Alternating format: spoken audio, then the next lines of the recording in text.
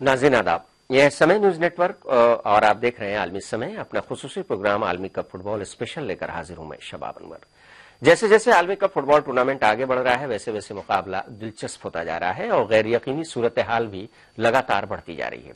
यह FIFA world cup football की बड़ी टीमों की खराब कारकर्दगी के लिए भी याद किया जाएगा, जहां एक तरफ दफाई चैंपियन स्पेन, इंग्लैंड, इटली और पुर्तगाल की टीमें दूसरे राउंड का मुंह भी नहीं देख सकी, वहीं मेजबान ब्राजील को क्वार्टर फाइनल में पहुंचने के लिए सख्त मुजाहमत का सामना करना पड़ा और पेनल्टी ड्रामा में किसी तरह मेजबान टीम जीत हासिल करने में कामयाब रही।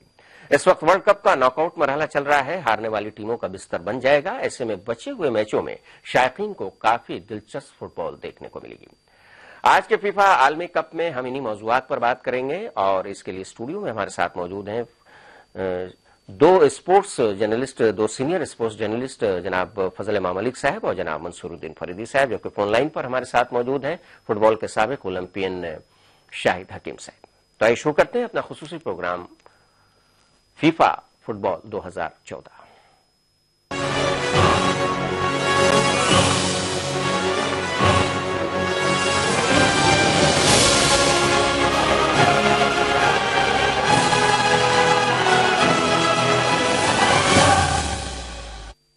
फीफा आलमी कप में मेजबान ब्राजील की मुहिम वैसे तो जारी है और प्री क्वार्टर फाइनल, जो पहला प्री क्वार्टर फाइनल मैच हुआ था उसमें ब्राजील ने किसी तरह गिरते पड़ते चिली को पेनाल्टी शूटआउट में शिकस्त दे दी। लेकिन माहिरीन का यह कहना है कि जिस तरह से ब्राजील की टीम खेल रही है और अगर लीग राउंड में भी देखें तो पहले मैच के बाद जिस तरह से ड्रॉ पर मजबूर होना पड़ा था और उस तरह से उसकी परफॉर्मेंस को देखते हुए ये टीम अपनी सरजमीन पर खिताब जीत पाएगी, लोगों को काफी शक है।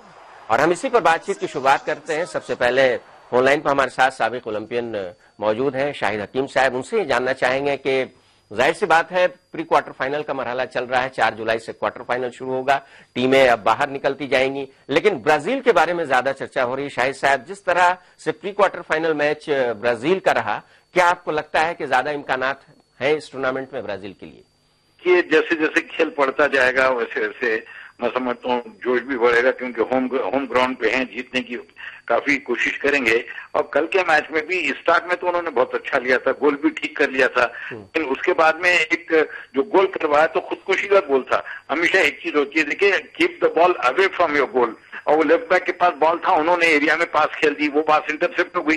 अब जब इंटरसेप्ट हुई तो रुकना कोई नहीं था, उनको चाहिए था कि वो बॉल क्लियर करती। ये एक डेंजर जोन होता है, यहाँ पे आपको बॉल क्लियर करना पड़ता है। ये नहीं कि वहां पे आप पास खेलते हैं, आप 100 में 99 करेक्ट देते होंगे, लेकिन एक पास कौन सी गलत जाए क्या, अच्छा खासा हाथ में आया मैच उन्होंने दे दिया। अब जब मैच बराबर हो गया तो उसके बाद तो लामोहल्ला चिली की बहुत बढ़ गया, आखिर तक उन्होंने बहुत दबाया, लेकिन लास्ट मोमेंट में फिर दो ब्राजील ने अटैक किया। नेमार के गोल मिस हुए, दूसरे मिस हुए, लेकिन लास्ट जो चिली का गोल बाहर को लगाया, अगर वो पड़ जाता तो ब्राजील कल खत्म हो गई थी। जाहिर है वही पोल ने बचाया है, बिल्कुल सही कहा आपने। और कुल मिलाकर ये कहा जाए कि बहुत अच्छी जीत नहीं मानी जाएगी। फजल इमाम मलिक साहब, ब्राजील के बारे में बहुत चर्चा है, टूर्नामेंट शुरू होने से पहले दो ही बात सामने आई थी कि क्या स्पेन अपने खिताब का दिफा कर पाएगा, तो वो कहानी बहुत पहले खत्म हो गई। अब ब्राजील के बारे में यह कहा जा रहा है 1950 के बाद दूसरी मर्तबा मेजबानी मिली है, अभी तक अपनी मेजबानी में वो जीत नहीं सका आलमी कप का खिताब, लेकिन जो परफॉर्मेंस ओवरऑल, जाहिर सी बात है आप लोग की नजर ज्यादा है। क्या आपको लगता है कि ब्राजील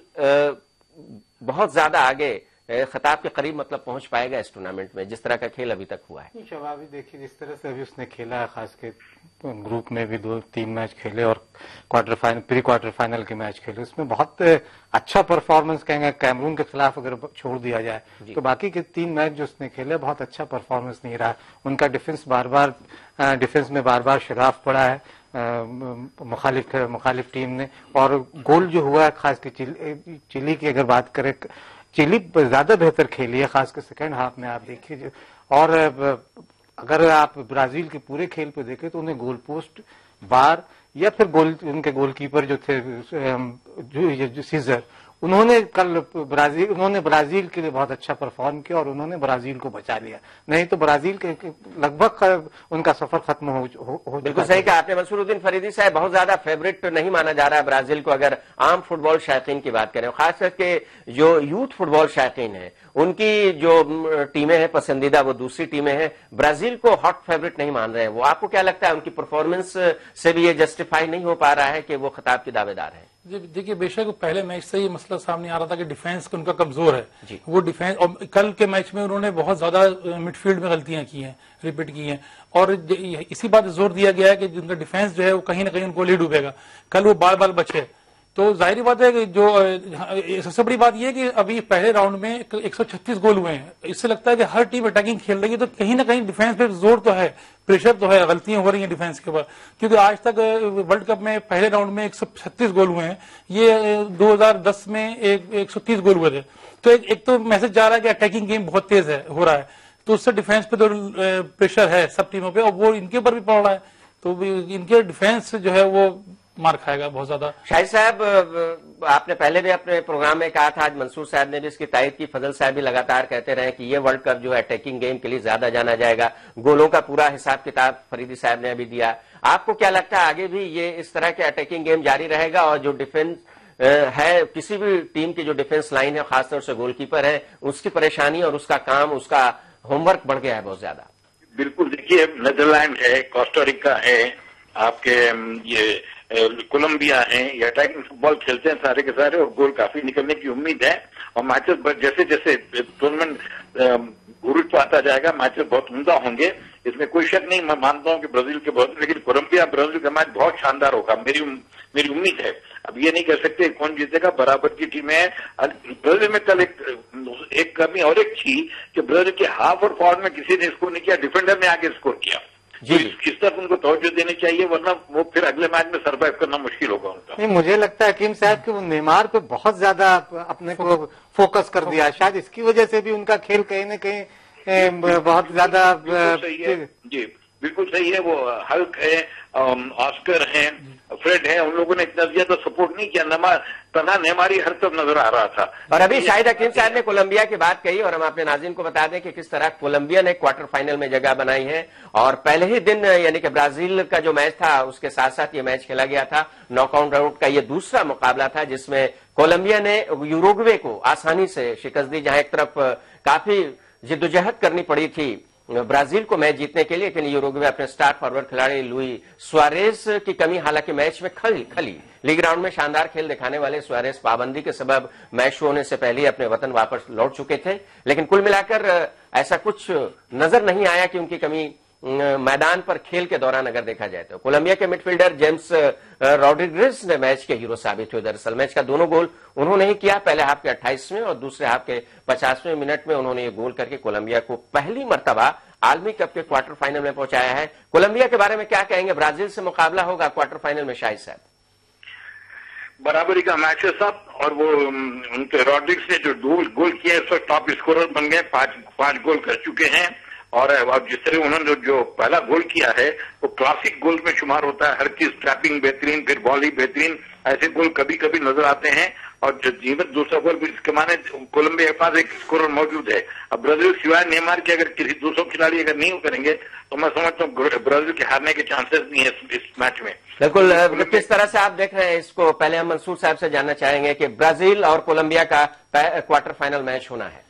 बिल्कुल, देखिए ब्राजील के बारे में आप दावे से कुछ कह नहीं सकते, जो परफॉर्मेंस उनकी अभी रही है। कोलंबिया का जोश आप देख रहे हैं कैसा है।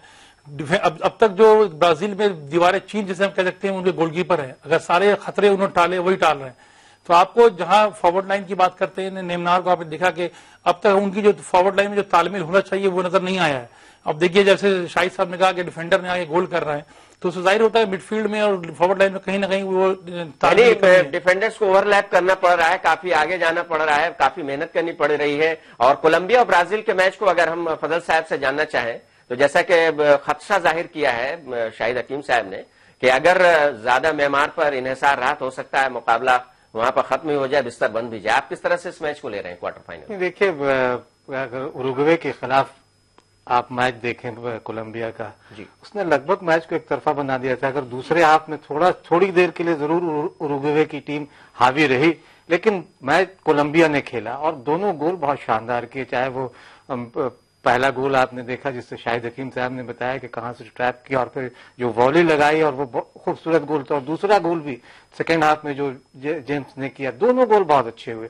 तो हम लोग बात कर रहे थे कि कई नए सितारों की बात, तो जेम्स रॉड्रिक के तौर पे एक नया सितारा वर्ल्ड फुटबॉल को मिला और देखिएगा आने वाले दिनों में वो और अपनी चमक दिखाएंगे। तो कोलंबिया के लिए खोने को कुछ नहीं है, ब्राजील के लिए पाने को। तो कोलंबिया तो ऑल आउट खेलेगी, चूंकि वो लास्ट 8 में पहुंच गए। तो कोलंबिया मुझे लगता है कि ज्यादा अटैकिंग खेलेगी ब्राजील के खिलाफ, और ब्राजील के लिए सबसे बड़ी दिक्कत यह है कि उनका डिफेंस कमजोर है। फिर कोलंबिया का डिफेंस देखिए, वो 1-to-1 मार्किंग थे। एक अगर कहीं पीछे छूटता है तो दूसरा डिफेंडर उसको मार्क करने के लिए मौजूद रहता था। तो उरुग्वे इसकी वजह से परेशानी भी थी। दूसरी परेशानी उरुग्वे की सुआरेज का नहीं रहना भी था। आप देखिए पहले मैच में वो नहीं खेले, उरुग्वे बुरी तरह हारी। दूसरे मैच में वो रहे, उरुग्वे जीती। तीसरे मैच में रहे, उरुग्वे जीती। और इस नॉकआउट में वो नहीं थे, उरुग्वे की टीम नहीं। तो एक खिलाड़ी पे डिपेंड होने से टीम किस तरह से नहीं चल पाती है, ये उरुग्वे का। ब्राजील के लिए एक परेशानी मंसूर साहब ये है कि जैसा कि खबरों में आ रहा है कि टीम जीत रही है इसलिए लोग खामोश हैं, वरना मुखालफत के लिए तैयार हैं। जबरदस्त मुजाहमत पहले से ही शुरू हुई है कि पैसों पर बहुत ज्यादा खर्च हो रहा है, और इस बात का पूरा खदशा है। वहां के सिक्योरिटी चीफ ने भी इस बात का खदशा जाहिर किया है कि जैसे ही मेजबान आलमी कप से बाहर होता है तो हो सकता है वहां फिर से मुखालफत शुरू हो जाए। देखिए, फुटबॉल और तशद्दुद तो खैर साथ साथ रहते हैं, उधर एग्रेशन तो है, और दो हारने के बाद ज्यादा फूट के सामने आता है। तो अब ये तो जिम्मेदारी हुकूमत की है, वो क्या किस तरह निपटती है उनसे। लेकिन हाँ, इंग्लैंड में तो आप देखिए कि इंग्लैंड की टीम में जहां जीती थी वहां जीतने के बाद तशद्दुद फैल जाता था। तो ये तो हारने की बात है, चांसेस रहेंगे इसके, लेकिन जिस तरह से सिक्योरिटी इंतजाम उन्होंने किए हैं उससे लगता नहीं कि वो कुछ मामलों में फैल पाएगा इस तरह। शायद इसलिए होगा क्योंकि वहां जो फंड वगैरह को लेके और जो दूसरी चीजों को लेके जो मुजाहरे हो रहे हैं, उसमें शायद मैं उसी की बात कर रहा था। उसमें शबाब साहब शायद ज्यादा शिद्दत आए और लोग फिर सड़कों पे इस तरह से निकल। अभी खामोश इसलिए कि ब्राजील की टीम क्वार्टर फाइनल में पहुंच गई, हो सकता है कि वो और आगे जाए, लेकिन अगर आगे नहीं जाती है तो फिर लोग सड़कों पर उतर आ सकते हैं। इसमें किसी तरह का शक कम से कम नजर नहीं आ रहा है। सड़कों मतलब ये जरा एक सियासी रंग ले सकता है उस मामले को, ये है कि एक सियासी रंग ले जाएगा उसको। शाहिद हकीम साहब, जैसे जिस तरह से बड़ी बड़ी टीमों की आउटिंग हो रही है इस टूर्नामेंट से, कुछ नई टीमों के बारे में भी कहा जा रहा है। आपने पिछले प्रोग्राम में जो स्टूडियो में आए थे आपने कहा था कि कुछ नई टीमें उभर कर सामने आई हैं। इस वक्त जो स्टेज है, प्री क्वार्टर फाइनल का स्टेज चल रहा है इस वक्त। 4 जुलाई से क्वार्टर फाइनल मुकाबले शुरू होंगे। आपको क्या लगता है कि कोई बड़ा अपसेट होने वाला है या कोई नया चैंपियन मिलने वाला है? नया चैंपियन मैं इस मानी में कह रहा हूं कि जो इस वर्ल्ड कप को नहीं जीत सके, क्योंकि मुझे जहां तक याद है कि 1930 से शुरुआत हुई थी, उसके बाद से 8 ममालिक के दरमियान ये वर्ल्ड कप घूरता रहा है। बहुत ज्यादा टीमों ने वर्ल्ड कप नहीं जीता, 8 ममालिक की टीम नहीं जीती। आपको क्या लगता है कि कोई नया मुल्क नया चैंपियन बन सकता है इस मरतबा? जी बिल्कुल, नीदरलैंड के बहुत ज्यादा चांसेस है जी। कोस्टारिका एक फाइटिंग नेशन है, और ये कोलंबिया अच्छा खेल रही है, उधर बेल्जियम अच्छा खेल रही है। तो नहीं ये अच्छी फुटबॉल के लिए बड़ी अच्छी बात है कि फुटबॉल का मेयार दूसरे ममालिक में भी काफी बुलंद हो रहा है। वरना पहले जैसे आपने कहा कि 8-10 टीमों में रहता था, उसी में घूमता था। और मेरी तमन्ना है कि कोई नई टीम ही जीत जाए, या तो नीदरलैंड जीते या कोई ऐसी नई टीम जीते जिसकी वजह से फुटबॉल और ज्यादा, एज इट इज फुटबॉल दुनिया का सबसे पॉपुलर खेल है, इसमें कोई शक नहीं, और ज्यादा पॉपुलैरिटी हो जाएगी। और एक बात इस सिलसिले में बोलना चाहूंगा, बड़े अफसोस की बात है, सुआरेज का जो है रिसेप्शन हुआ है वहां पे, बहुत अफसोस की बात है। जब एक आदमी गलती करता, खाओ आपका रिश्तेदार ही क्यों ना कोई, तो उसकी जो कंडेमनेशन होनी चाहिए थी कि हरकत जो उसने की बहुत खराब, उसने टीम को मरवा दिया। उसके साथ आप जाने के बाद पता लगा टीम को बर्बाद दिया। तो मगर ये है कि नई टीमों में एक चीज अच्छी देखी कि नई टीमें जो आई है, कोलंबिया या कोस्टारिका, इसमें जो है मारपीट करने वाले खिलाड़ी सुआरेज की तरह नहीं है। ठीक है, खेल है, फुटबॉल बॉडी प्ले है, चोट लगती है, और मैं समझता हूँ नई टीम के जीतने के चांसेस बहुत ज्यादा बढ़ गए हैं। फुटबॉल स्पेशल में यहाँ पर ब्रेक लेंगे, आप हमारे साथ जुड़े रहिएगा, हम आपसे फिर बात करेंगे। और ब्रेक के बाद जब हम लौटेंगे तो बात करेंगे कि किस तरह से फर्स्ट राउंड में बड़ी टीमों का सफाया हुआ है। हमारे साथ 2 सीनियर स्पोर्ट जर्नलिस्ट स्टूडियो में मौजूद रहेंगे, फजल इमाम मलिक साहब और मंसूरुद्दीन फरीदी साहब। तो लेते हैं ब्रेक, फौरन लौटते हैं।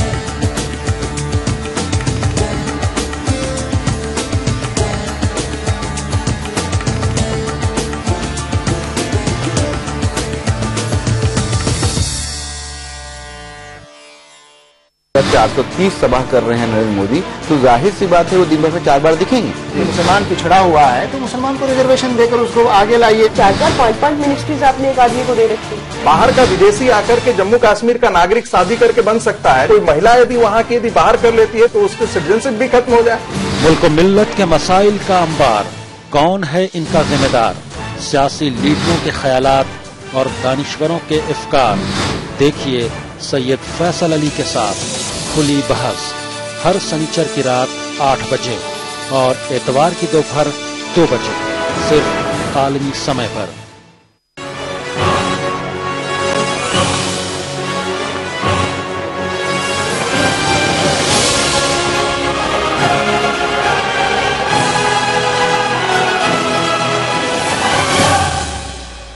वक्फे के बाद एक बार फिर आपका खैर मकदम है। आप देख रहे हैं हमारा खुसूसी प्रोग्राम वर्ल्ड कप फुटबॉल 2014 और अभी ब्रेक पर जाने से पहले नई टीमों की कारकर्दगी की बात हो रही थी और इसमें अगर अल जज़ायर की टीम को का जिक्र ना किया जाए तो बहुत बड़ी बेईमानी होगी, क्योंकि फर्स्ट राउंड में जबरदस्त मुजाहरा करते हुए डेजर्ट फॉक्स के नाम से ये मशहूर अल जज़ायर की टीम ने एक तारीख रकम की और फीफा आलमी कप में नॉकआउट के लिए क्वालिफाई किया, नॉकआउट राउंड के लिए। और प्री क्वार्टर फाइनल में जगह बनाने के लिए हालांकि रूस को हर हाल में अल्जीरिया यानी कि अल जज़ायर के खिलाफ जीत दर्ज करनी थी, लेकिन ऐसा न हो सका और सबसे महंगे कोच फेबियो कैपोलो की टीम ने 6 मिनट में सबकत हासिल कर ली थी। लेकिन सुलेमानी ने सेकंड हाफ में अल जज़ायर को बराबरी दिला दी और मैच ड्रॉ हो गया।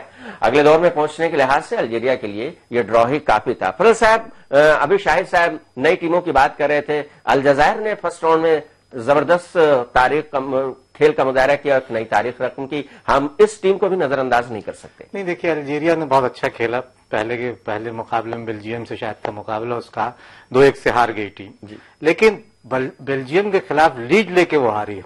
तो एक तो एक्सपीरियंस की कमी थोड़ी इस टीम में, खासकर डिफेंस थोड़ा सा लीड लेने के बाद वो अब रूस के खिलाफ जब मैच हो रहा है तो उसमें भी देखिए कि जब इक्वलाइजर हो गया उसके बाद वो डिफेंसिव हो गया थोड़ा, तो वो थोड़ी उनकी कमजोरी। एक्सपीरियंस जैसे जैसे आएगा ये टीम बहुत अच्छा करेगी। उसके स्कोरर बहुत अच्छे, खास के सुलेमानी का नाम लिया आपने, बहुत अच्छा खेला।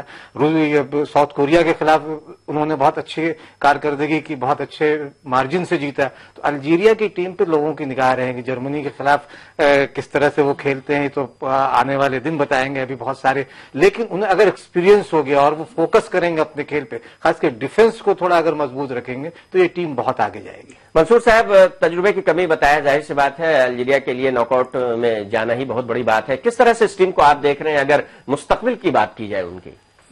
देखिए, वर्ल्ड कप में इस वक्त नाइजीरिया और अल्जीरिया ये दोनों टीमें जो है अफ्रीका के लिए वहां की शान बनी हुई है। अब देख, सबसे बड़ी बात यह है कि वहां के जो हालात हैं, वहां के नाइजीरिया के और जजायर के जो हालात हैं, उन हालात में टीम अगर वर्ल्ड कप में नॉकआउट मरहले में दाखिल हो रही है तो बहुत बड़ी बात है। ये हमारे लिए, खासतौर से हिंदुस्तान के लिए भी एक मिसाल है कि कम वसाइल होते हुए और कम फंड होते हुए उनकी टीम इतना अच्छा कर रही है। और देखिए, वो जो हम लोग कह रहे थे कोई नया खिलाड़ी सामने उभर के आएगा, इस्लाम सुलेमानी जो है वो ऐसे ही एक स्टार है जो आज सामने आया उभर के, वो टीम को लेके आ रहा है। लेकिन वही जैसा फजल ने कहा कि डिफेंस की कमजोरी है, वो डिफेंस की कमजोरी को दूर करेंगे तो वो टीम बहुत अच्छी है और आगे के टूर्नामेंट्स में भी अच्छा शाहिद हकीम साहब, साबिक ओलंपियन इस वक्त फुटबॉल के हमारे साथ, क्या कहना चाहेंगे अल जज़ायर टीम के बारे में, अल्जीरिया के बारे में? अल्जीरिया ने बहुत उम्दा खेला। एक उन्होंने ही कहा कि डिफेंस पेसिव हो गए थे, और लेकिन और एक चीज है कि स्पीड फुटबॉल नहीं खेलते, उनको स्पीड बढ़ाने की तरफ तवज्जो देनी चाहिए। लेकिन अगर ये टीम चलती रहे तो मुस्तकबिल बहुत शानदार है। और एशिया से ईरान ने भी साहब काफी अच्छा खेल खेला था। लेकिन मैं एक बात ये कहता चलूं, जैसे अभी कहा गया कि वहाँ हालात खराब है। जब ईरान इराक जंग लड़ रही थी तब भी दोनों टीमें खेलती थी। जब वियतनाम अमेरिका से लड़ रहा था तब भी वियतनाम टीम आती थी। हमारे पास प्रॉब्लम ये है, जरा सा कुछ स्कर्मिशेस होती है, हमारा स्पोर्ट बंद हो जाता। ये बड़े अफसोस की बात है। लेकिन जो उन खेलों में स्पोर्ट बंद नहीं होता, उनका मामूल चलता रहता है। हालात कितनी खराब क्यों ना, वो हालात वहां पे चलते। यही वजह है कि अफ्रीका हमसे बहुत आगे है। बिल्कुल सही बात है, हालात का असर खेल पर नहीं पड़ता और हम लगातार पूरे इस प्रोग्राम में और पूरे टूर्नामेंट के दौरान बात कर रहे हैं कि किस तरह से बड़ी टीमों का बिस्तर बंधा। हमने फर्स्ट राउंड में बात की, स्पेन और इंग्लैंड बहुत पहले बाहर हो गए, लेकिन इसमें एक टीम और थी जिसके बारे में काफी ज्यादा चाहने वाले इस टीम पुर्तगाल की टीम थी और उससे काफी उम्मीदें लोगों को बरकरार थी। लेकिन एक और पावर हाउस से पुर्तगाल भी आलमी कप से बाहर हो गया। और अगर हम ग्रुप मैच की बात करें तो अपने आखिरी ग्रुप मैच में घाना पर 2-1 से जीत दर्ज करने के बावजूद पुर्तगाल की टीम नॉकआउट राउंड में नहीं पहुंच सकी। नॉकआउट राउंड में क्वालिफाई करने के लिए पुर्तगाल को ग्रुप जी में इस मुकाबले में एक बड़ी मार्जिन से जीत की जरूरत थी, जो कि नहीं हो पाए। पुर्तगाल के काफी चाहने वाले हैं इस टीम के। फजल साहब, ये टीम नॉकआउट में नहीं पहुंच सकी, क्या आपको लगता है क्या कमी रह गई इस टीम में? देखिए, फिर वही कि एक खिलाड़ी पर जब आप मुनसर रहिएगा, रोनाल्डो पर सिर्फ पूरी टीम उन पे। और रोनाल्डो के बारे में कहा गया है कि बाकी खिलाड़ियों ने कई मैचों में कई गोल किए, लेकिन उन्होंने 2 मैचों में 2 बार हेयर स्टाइल अपना बदलवाया। नहीं, हेयर स्टाइल तो बहुत सारे खिलाड़ियों का चर्चा में रहा है, लेकिन रोनाल्डो पे जब आप किसी एक खिलाड़ी पर पूरी टीम फोकस रहेगी तो उसके साथ यही दिक्कत होती है। चाहे वो उरुग्वे को लीजिए, सुआरेज पे, अर्जेंटीना के साथ भी यही दिक्कत है कि एक मेसी पे आप देखिए कि अर्जेंटीना ने ईरान के खिलाफ बहुत मुश्किल से गोल निकाल लिया। वो मेसी की कलाकारी थी। वो मेसी जैसे कलाकार ही जादूगर, जो फुटबॉल के जादूगर, वही जादूगरी से निकाल सकते हैं। लेकिन जहां आप अगर जब तक एक टीम की तरह नहीं खेलिएगा, सारी टीम को एक साथ इक्वल अपनी पूरा एफर्ट लगाना होगा। शायद पुर्तगाल इसमें कहीं पिछड़ी और इसकी वजह से वो वर्ल्ड कप से बाहर हो। शाही साहब से जानना चाहेंगे कि बड़ी टीमें जो बाहर हुई लगातार फर्स्ट राउंड में, अगर देखा जाए उसमें पुर्तगाल भी शामिल है, क्या खास वजह आपको नजर आती है? जैसा कि फजल साहब कमजोरी बता रहे थे अभी टीम की। शाही साहब, हमारी आवाज सुन रहे हैं? जी। पुर्तगाल के बारे में बातचीत हो रही थी कि वो भी नॉकआउट राउंड में नहीं पहुंच सकी, और जैसा कि फजल साहब कह रहे थे कि 1-2 खिलाड़ियों पर इन्हिसार इस टीम को भी महंगा पड़ा। मैं आपके के चैनल में मैंने इससे पहले भी अर्ज किया कि फुटबॉल टीम गेम है। कितना ही बेहतरीन खिलाड़ी हो, दुनिया का सबसे बेस्ट खिलाड़ी है, वो क्या 11 खिलाड़ियों को ड्रिबल करके गोल मारेगा? तो अगर आप इस तरह एक ही प्लेयर को चलाते हैं, टीम वाले कोच या कंट्री वाले, तो ये बेवकूफी की बात है। ये टीम गेम है, ये कोई इंडिविजुअल गेम नहीं है कि भाई उस पर इन्हिसार कर लें। और रोनाल्डो तो ना क्या कर लेगा जब तक उसको सपोर्ट ना हो। और इस पुर्तगाल का मेन प्रॉब्लम ये था कि सिवाय रोनाल्डो वो किसी को देख ही नहीं रहे थे, और रोनाल्डो को खुद इंजरी थी। और मैं समझता हूँ ऐसी टीम, कोई भी टीम जो 1 या 2 प्लेयरों पर डिपेंड करती है, वो टीम कभी ऊपर नहीं जा सकती। इसके बरखिलाफ आप जर्मनी देखिए, जर्मनी में जो है हर एक 10 रोनाल्डो है जर्मनी में। और फ्रांस खेल रही टीम एज ए टीम खेल रही है। क्यों ना, जो फ्रांस ने जब 5 गोल मारे तो एक आदमी ने नहीं मारे, हर एक अलग अलग प्लेयर गोल मारता रहा। तो चलिए, हर टीम को के बारे में आपकी नसीहत ये है कि स्टार खिलाड़ी सब होने चाहिए, टीम गेम है। बहुत बहुत शुक्रिया अदा करेंगे शाहिद हकीम साहब हमारे साथ प्रोग्राम से जुड़ने के लिए। और मंसूरुद्दीन फरीदी साहब, बचे हुए वक्त में हम आपसे जानना चाहेंगे कि ये जो बड़ी टीमों का बिस्तर बंधा है, खास करके पुर्तगाल की हम बात कर रहे थे, स्पेन और इंग्लैंड के बारे में हम चर्चा कर चुके, इटली के बारे में भी चर्चा कर चुके। खासतौर से अगर पुर्तगाल की बात करें, आपने सुना शाहिद साहब को और फजल साहब को भी, आपको क्या लगता है? आप काफी बारीकी से नजर रख रहे हैं इस वर्ल्ड कप फुटबॉल पर। देखिए, फिनिशिंग की कमी थी जो आखिरी मैच में नजर आई। आप देखिए, जो रोनाल्डो के ऊपर डिपेंड तो कर रहे थे, लेकिन लास्ट मैच में कितने चांसेस उन्होंने मिस किए, तो पुर्तगाल कहीं ना कहीं फिनिशिंग में मार खा गया। इतने चांसेस लेने के बाद भी अगर गोल ना हो पा रहे तो ये तो समझिए टीम हारनी है इस मामले में। तो सबसे बड़ा चांस कमजोरी इनकी फॉरवर्ड लाइन में यही रही, फिनिशिंग की कमी थी इनमें। फजल साहब, काफी मायूसी हुई है बड़ी टीमों के बहुत जल्दी टूर्नामेंट से बाहर हो जाने के बाद। हालांकि अभी भी कई बड़ी टीमें हैं जो कि आगे बढ़ सकती हैं, और क्वार्टर फाइनल में क्या होगा, उसके बाद सेमीफाइनल में क्या होगा, ये किसी को मालूम नहीं, आने वाला वक्त बताएगा। लेकिन जिस तरह से अगर 3-4 टीमों की बात करें, स्पेन डिफेंडिंग चैंपियन बाहर हुआ, फिर उसके बाद इंग्लैंड की टीम बाहर हुई, फिर इटली बाहर हुई, फिर उसके बाद आखिरी लम्हे में पुर्तगाल भी बाहर हो गया, तो इनमें से अगर 2 टीमें भी अगर इस वक्त मुकाबले में रहती तो हो सकता है कि टूर्नामेंट का जो सूरत हाल थी टूर्नामेंट की वो मुख्तलिफ होती। हाँ, नहीं, मुख्तलिफ जरूर होती, चूंकि ये वर्ल्ड चैंपियन रह चुकी हैं टीमें जिनका जिक्र किया। उरुग्वे भी बाहर हो गया, तो ये सारी बड़ी टीमें इसलिए बाहर हुई क्योंकि उन्होंने गोल नहीं किया। जो छोटी टीमें, आप जिनको हम छोटी टीमें कह रहे हैं, उन्होंने इनके खिलाफ अच्छा किया। तो जब जिस दिन मैदान पे जो टीम अच्छा खेल जाए वो बड़ी टीम होती है। तो छोटी टीमों ने अच्छा खेला, वो बड़ी टीम उन्होंने गोल किया, इसलिए वो बड़ी टीमों पर हावी रहे, बड़ी टीमों को हराकर आगे के दौर में पहुंचे। और बड़ी टीमें जिन्होंने गोल नहीं किया वो छोटी टीमें साबित हुई। तो दरअसल ये खेल जो है गोल करने का, आप अगर गोल करते हैं तो आप बड़ी टीम में, गोल नहीं करते हैं तो छोटी टीम है। तो क्या मंसूर साहब ये समझा जाए कि तजुर्बे पर जोश जो है इस मरतबा भारी पड़ रहा है, भारी नजर आ रहा है? देख लीजिए, आप सामने है आपके यूरोप की सारी टीमें, बड़ी टीमें हार के बाहर हो रही हैं, और ये जोश ही है लैटिन जो अमेरिकन, साउथ अमेरिकन टीम्स जो हावी हुई हैं। तो आप देखिए, एज वाइज देखिए तो वहां शायद एवरेज एज जो है उनसे कम होगी यूरोपियन के मुकाबले में। तो इसमें कोई शक नहीं, और जोश ज्यादा है। साउथ अमेरिका में देखिए अभी 8 टीमें हमारी उनकी नॉकआउट मरहले में आई हैं और 6 टीमें यूरोपियन खड़ी हुई हैं। तो कहीं ना कहीं गेम की रफ्तार का और पेस का और जोश का फर्क तो पड़ रहा है इसमें कोई शक नहीं। उनको एडवांटेज इस बात का भी साउथ अमेरिका का वर्ल्ड कप वहां पर हो रहा है, उनकी सरजमीन पे हो रहा है। तो एक बात शुरू में आई थी कि जो कानून बदले गए हैं खासतौर से गोल से रिलेटेड, उसका फायदा खास तौर से मिलेगा यूरोपियन टीमों को। तो क्या आपको लगता है कि उन्हीं को नजर में रखकर ये इस कानून में तरमीम की गई है? कानून जो खास के गोल लाइन का शायद आप तकनीक वाला जिक्र कर रहे हैं। देखिए गोल लाइन तो मैं फिर तकनीक का हामी हूँ। तकनीक अगर है, कुछ कंफ्यूजन वर्ल्ड कप के दौरान जरूर रहा है, लेकिन एक या दो मामले अभी तक सामने हैं जिसमें गोल लाइन तकनीक का सहारा लिया गया। शबाब से तकनीक अगर है और तकनीक के जरिए तकनीक का सहारा लिया जाता तो मैं उसको गलत इसलिए नहीं मानता हूं कि कई बार छोटी टीमें जो इक्वलाइजर करती हैं, फिर मैं उसको दोहराऊंगा कि छोटी एक कोई जर्मनी की टीम है या ब्राजील की टीम है, घाना के खिलाफ गोल कर लेती है और घाना इक्वलाइजर करता है, वो गोल डिसअलाउ हो जाता है, लेकिन गोल लाइन तकनीक से पता चलता है कि वो गोल है, तो वो फिर टीम जो है उसका मोरल हाई हो जाता है। यही हाल बड़ी टीमों का, अगर वो एक गोल से पिछड़ रही है और फिर वो गोल होता है और गोल लाइन तकनीक से उनको बराबरी मिल जाती है, तो दोनों के लिए फायदे है। ये गोल तकनीक का इस्तेमाल होना चाहिए, कितना इस्तेमाल हो इसको फीफा पर सोचना चाहिए। तो कुल मिलाकर सूरत हाल ये है कि फीफा वर्ल्ड कप 2014 में उलटफेर का सिलसिला जारी है। अगले हफ्ते हम फिर हाजिर होंगे, ये बताएंगे कि कितनी टीमें बची हैं और किस तरह का उलटफेर हुआ है। फिलहाल प्रोग्राम खत्म करने का वक्त हो गया और स्टूडियो में मौजूद अपने दोनों मेहमान, दोनों सीनियर स्पोर्ट्स जर्नलिस्ट, एक बात